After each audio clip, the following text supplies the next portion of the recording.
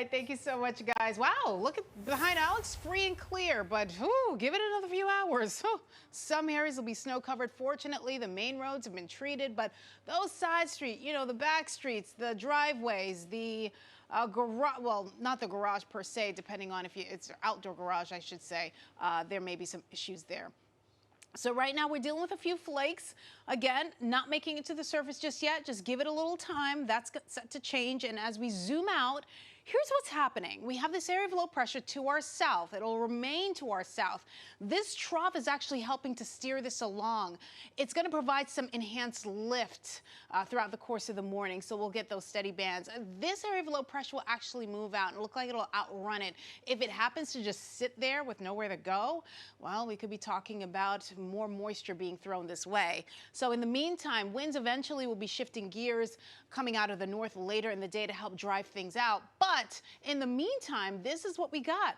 Those flakes flying around 6, 7 o'clock, you'll start to notice them in places like central southern New Jersey may start to become a little bit more in the way of steadier bands moving through the area. It looks like the peak will be late morning, early afternoon. So you figure between 11 and even 1 o'clock, maybe even 2 for some locations. And then once we get into the 3 o'clock hour, things will really start to wind down. So by, I say 5, it's really out of here with some more flurries to come. This trough will eventually start to shift a bit, but it's really not going to provide us with any more added totals. Speaking of which, 1 to 3 inches are possible. Locally, there could be some higher amounts further south. We'll keep an eye on it, but it looks like the consensus is 1 to 3 inches. Not a blockbuster snow event, however, still causing some problems. 20s and 30s, Montgomery 20 degrees. Wow, it is freezing out there. This is what it feels like when you step outside.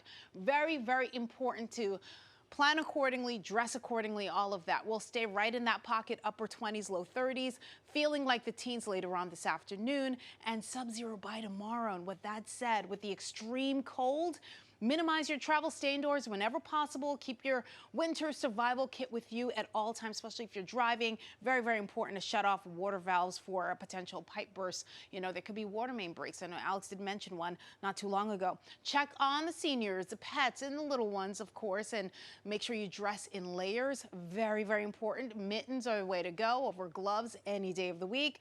And cover your mouth to protect your lungs. And you want to stay dry. We talked about hypothermia. We'll share some more tips.